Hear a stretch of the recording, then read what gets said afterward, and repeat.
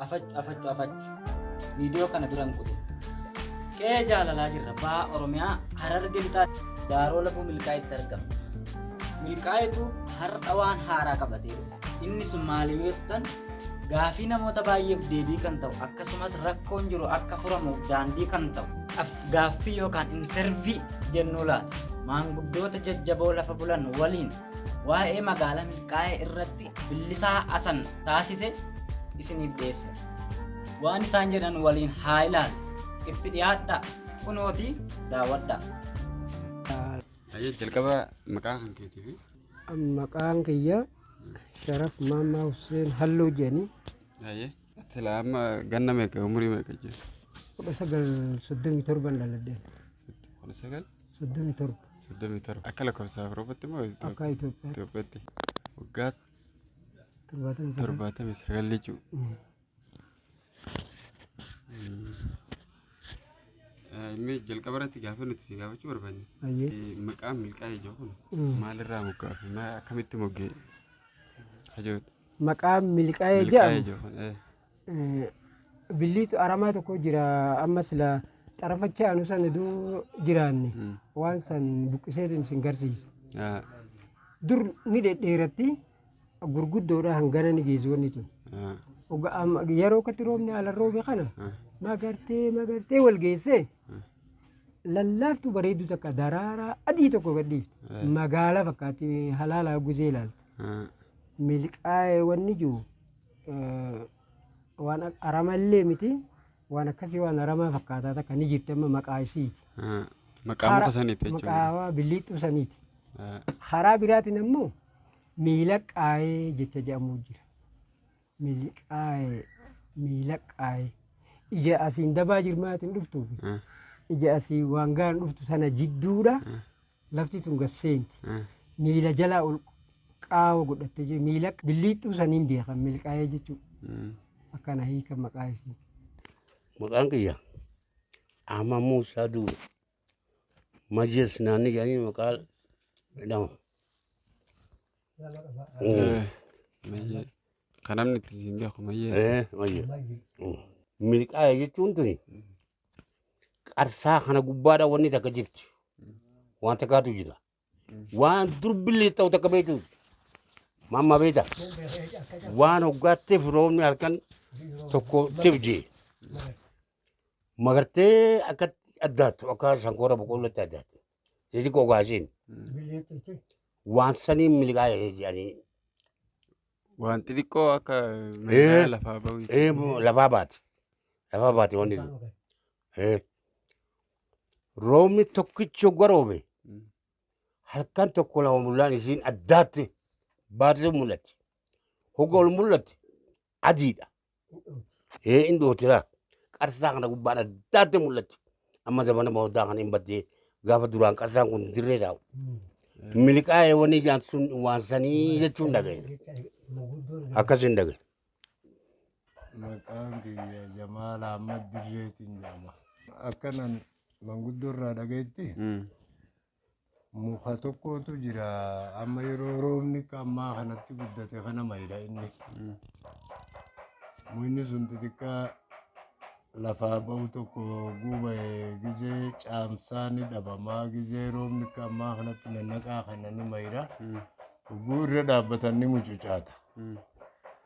Muka saniin milkaa'ee jedhama. Lafa tanarraa mayidha lafa amma gartee nuti irra jirru tana safaraan yookaan magaalaa bakka. Magaalaa milkaa'ee tana. Magaalaa milkaa'ee Qarsaa kana. Asirraa mayidha. Ayyee. Maqaa muka saniitiin milkaa'ee akkuma jedhaniin lafa tana maqaan muka sanii itti maxxanee milkaa'ee jedhamtee yaamamte. Horiin marga jaalata kan qoree moo gaala araddaan inni baadiyyaa har'a ta'e magaalaa jijjiiramuu kan dhufu ifaan guyyaa adii milkaa'ee duwwaa takka milkaa'ee duwwaa lama milkaa'ee duwwaa sadii jennee waamuutu dhufe eenyu gadi. Maqaan milkaa'ee kun duraan kan moggaafame margatu lafa keessaa biqilee achitti ol baafame horii itti bobbaafatee warra achitti argee. Akkas jedhu manguddoon yeroo nuuf himanii marga maqaan milkaa'ee achitti utuu waamanii har'a magaalaa taate gaafsan moggaasanii. Milkaa'in seenaa qabdi maaltu yaada dagachuu oomisha barbaree fi horii gabbiftee laachuu kan afaan hin beekamti jaalalaaf hammachuu daangaa Oromiyaatiif warra kalee of laate warra lolatti hirmaati gaafas sibiila baate. Namichi si hundeesse Kifilee jedhanii nafxanyaa abbaa qalaada kanaati. Eegala duraa akkamitti eegale seeta? Manguddoota biyya tanaa walitti qabeeti magaala isinii dhaabna. Gooroo agguchoo jedhanii kunoo as gajjittu takkaa jira. Gooroo san laale inni namichi nama sirriitti waa'ee magaalaa beeku. Lafallee tataatu beeka. Keessumaa beektu lafaaf taate. Amma achi dhaqeetii dachii san guutuu laalee fixee magaalaan asitti isinii dhaabaa jeeni mari'achiise manguddoo biyya tana jiru. Yeroo kana maal jedhaniin isaan magaalaa tana gurralleen dhagahuun fedhan. Maaliif Amaara jala nutti dhufaa jiran? Bakka sanatti Amaara nutti galaa Itti fiddii magaalaa. Diibaniiti iddii diimtuu tana galanii mawlida godhanii magaalaa rabbi nutti hin dhaabin hamdii rabbi yaqun jechaa bulan. Du'aayi godhan. Amma namichi kana laal magaalaan tun duraan maqaan isii haroo jilboo jedhamaa turte. Haroon jilboo tun gooroo agguchoo san jirti amma maqaa silaa haroo jilboo sanii dhaabbatti magaalaan tun oduu gaafa san achi taate. Maquma milkaa'ee kanaawu. Bakki tun duraan maal jaante gosa? Milkaa'uma tun maqaan isii. Tun milkaa'uma. Milkaa'umaan beekamti. Haa magaalaan silaa achi jalqaba. Silaa bakka san taatu taate haroo magaalaa haroo jilboo jedhamti. Haroon jilboo sun bakka agguchoo san jirti ammallee harumarra jirti ni jirti. Jilboon sammuu kunne haroo sanirra haga ammaa ni jira. Haga ammaa muka jiru. Haroon sanillee akkatti xiqqoodha namni qotee miti ni jirti haga ammaa. Kanaafuu isaan akkatti diduu hubannaan qalaada isarra dhaabee jechuun namicha kun. Bakka dura qalaada ishee bakka kana dandeettiitti qabame waan isaati. Asirratti magaalaa hayyama baasee asirra dhaabe. Isa kanallee wanni godaansisuu barbaadaniif dhaddacha guddaa tokko jira bakka ganda Sayyidaati olii tan. Isa bana boodaa kana jige. Achitti mooraa bal'oo takka ijaaraniiti horii ituu yeroo san namni horii tiisu hin jiru. Akkanumatti irraa bananii qajeelchan gaanama tokkooti horii 2,000 3,000 qaba. Karraa gadii dhabaan irraa gadii 500 300 4 qaba.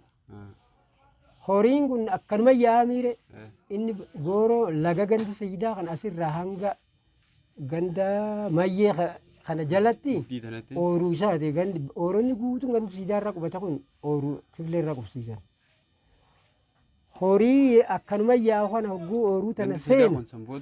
Kan Sayyidaa 72 qubate dhiyoo tana. Amma qubatanii misa? Isaan 72 qubatan. Amma gaa horiin kun hoggaa dhufee ooluun namni. Hooliin namicha kanaa qawwee marsitee mooraa saniin nayti horii kana. Horii tokko niira 4 kafalan. Yeroo sanitti. Ni horiin 500 niira 4 qarshii meeqa? Qarshii 50. Sangaan fedhe qarshii 50 baasu. Yeroo sanitti. Horma tokkochuma dhiisanii fi horii kaan oofatan. Warri horii kuma jalaachiin naqan. Horommii lamachi dhiise kaan oofata. Namicha tokko Kifilee jedhanii biyya tana dhufee as arma qubate. Magaalaa sana keessa? Dachiin gaafa san qalaada. Qalaada gatichiin Haayile Sillaaseedha. Abbaa qalaadaa. Inni naannoo tana qalaanni kiyya jeetti dachii tana isaatu magaalaa tana isaa bakka tana dhaabe. Jalqaba? Jalqaba. Qalaada Kifilee turte jechuudha magaalaan. Kifilee. Qalaada Kifileeti ishiin. Gaafa san namni asii bootaa namaa gurguru ofii bakka tana qubatee lafa dakanaa qota. Inni akka ministeera qonnaati. Lafa dakanaa qota. Kaambiin isaa immoo bakka tana. Magaalaa tana keessa. Asumarratti dhaabe magaalaa. Naannaa kami naannaan inni mana irraa qabu sun? Mana hakimaa tokko achii gartanii. Mana hakimaa amma karaa. Kuusaa mana Sheedula Kimiyyataa gubbaa. Kaan wanneen tun gibbiin tun maraa ta'e isaati. Ta mana hakimaa sun? Ta mana hakimaa tun. Isa boodaan hakimaa taate malee inni qubsuma isaati bakka sana. Bakka tana wanni isaati. Gibbiin sun ta'e isaati. Bara Haayile Sillaasee keessaa jechuudha. Haayile Sillaasee keessa. Kifilee namicha jedhamu tokko gabareedha. Inni Kifilee Seifuu jedhama. isaatu asirratti tiraateera lafa maxxaree dhoosee Inni abbaa lafaati jechuudha. abbaa lafaati lafti isaa lafa amma gandi sayyidaa irra jiru kana laal haroo boruu waaree bakka bishaan baaniin tana haroo san jalaa ka'ee haga ganda Muusaa duubetti qalaada afurii qote inni irshaa ministeeri jedhama inni gaafa san mootummaa Haile Sillaasee keessa. Bara kamii keessa magaalaa isaatti hundeeffamte? Barri isiin itti hundeeffamte 1960 mataa gubbaa. magaalaa taate. Itti hundeeffamte jechuudha. Yaa'u anamma yoon waa isin hime ammatti mi'atee kana jechuullee hin danda'u. Laakiin Haile Sillaasee. Bara kanaa jechuun Hundaa'u isii Haile Sillaasee. Garuu namni beeku namni waggaa san waa barreeffama wayii beeku. barreeffama wayii beeku. Hamma addaan hubasus ni jira. Haile Sillaasee keessa isii. Biyyi koo hin laadduuf meeqaan lubbuu dhabe yoom irraa dheessiree kaanis qalbii cabee warra daangaa darbite sodaatee manatti hin galle har'as kan lubbuudhaan jiru dagachuun nuuf hin malle goota meeqaa jira milkaa'ee maan dheeffatee isa duraan saamame bakka isaatti deeffatee gaafa gargaarsa biyyas milkaa'een irraa hin oolle waamtee eebbaan kannatti dargaggeessaa fi foollee maallaqaaf horii laachuus hin jiru namni caale warra aadaa fi duudhaa abboota isaarraa dhaale ummata daangaa biyyaa kabachiisutti hirmaate fedhii isaa guutuudhaaf eenyutti dirmate magaalaan akkasitti jabina ishii lakkaa'e wanti isheedhaaf malu mee maaltu isheedhaaf ta'e. Gaafa san 1960 ji'a sadaffaa hidaar guyyaa 12ti magaalaan kun guyyaa Khamisaa. Magaalichi kun eega dhaabbate magaalattiin dunname amata 56 fakkaata jidduu kana herregallee waan beeku meesin laalaa warri barate. Bara 1960 jahatamatti hundooyti. hundooyte. Sirriidha amma waggaa akka lakkoofsa Itoophiyaatitti Itoophiyaatti 60 jahana fakkaata. jaha amma 57 bakka. 57 amma maskara kana eegale. Milkaayituu share Subscribe naa godhaafi naa godhaafi galatoomaa jee. galatoomaa. Kanarraaf qabannee dhufne kana fakkaata. Viidiyoo kutaa itti aanuun hanga walitti deebinutti nagaan nuu tura.